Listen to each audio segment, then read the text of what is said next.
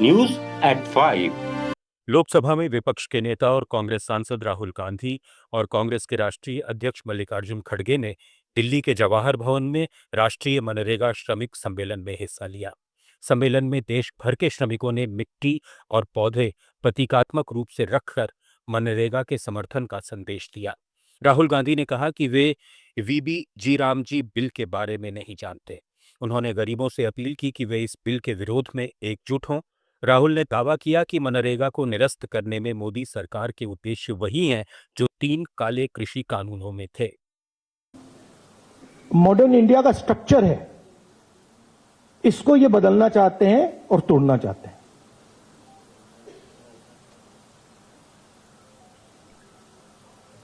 एक ही तरीका है इनको रोकने का, और मजदूरों को किसानों ने रास्ता दिखाया है।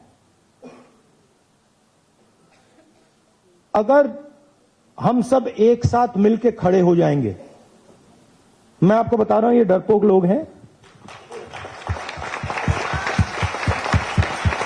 मैं अब इनको बहुत अच्छी तरह जानता हूं,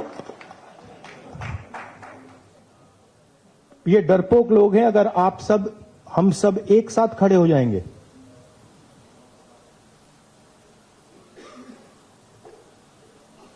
आप मनरेगा नाम देना चाहोगे या कोई और नाम देना चाहोगे?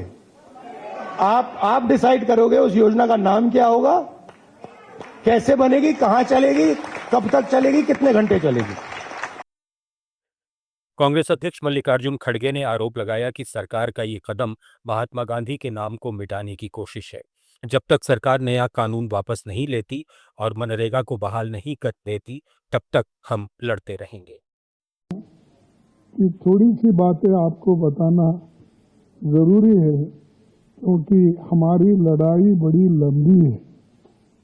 ये लड़ाई कहीं एक जगह चुप बैठ के सत्याग्रह करके घर जाने का नहीं है, या स्लोगन देकर घर जाने का नहीं है।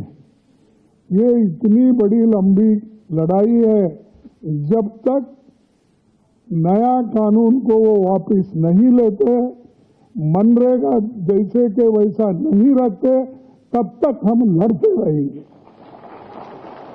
उत्तर प्रदेश के प्रयागराज में स्वामी अविमुक्तेश्वरानंद और माघ मेला प्रशासन के बीच टकराव और तेज हो गया है। 48 घंटे के भीतर मेला प्रशासन ने स्वामी अविमुक्तेश्वरानंद को दूसरा नोटिस जारी किया है। नोटिस में आरोप है कि मौनी अमावस्या के दिन इमरजेंसी पांटून पुल का बैरियर तोड़ा गया और बिना अनुमति भीड़ में बग्घी ले जाने की कोशिश की गई, जिससे भगदड़ का खतरा पैदा हुआ।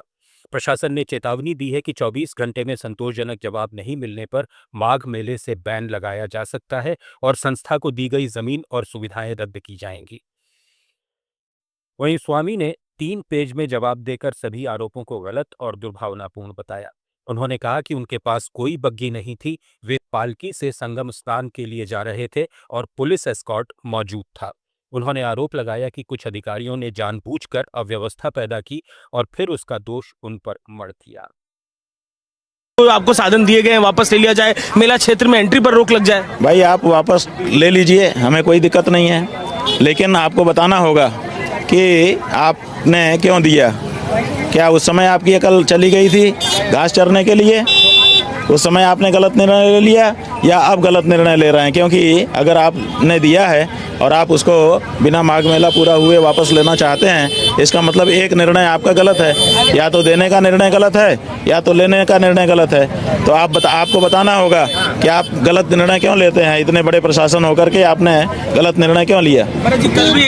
दूसरी तरफ स्वामी जितेंद्रानंद सरस्वती ने अविमुक्तेश्वरानंद पर आरोप लगाते हुए कहा कि उनका ये कोई पहला विवाद नहीं है, वो पहले भी इस तरह का व्यवहार कर चुके हैं। News@5 में फिलहाल इतना ही। जुड़े रहिए लेट्स माइक के साथ। आप सुन रहे थे let's mic more than radio. Follow कीजिए हमें हमारे सोशल मीडिया प्लेटफॉर्म्स पर। It's time for news. It's time for more than radio. Presenting the first radio news app, Let's Mic. Let's Mic, a news-based app on your phone where you get to watch and listen news, talk shows, interviews, radio show podcasts. On Let's Mic, you get all relevant information of TV, print, radio, podcast.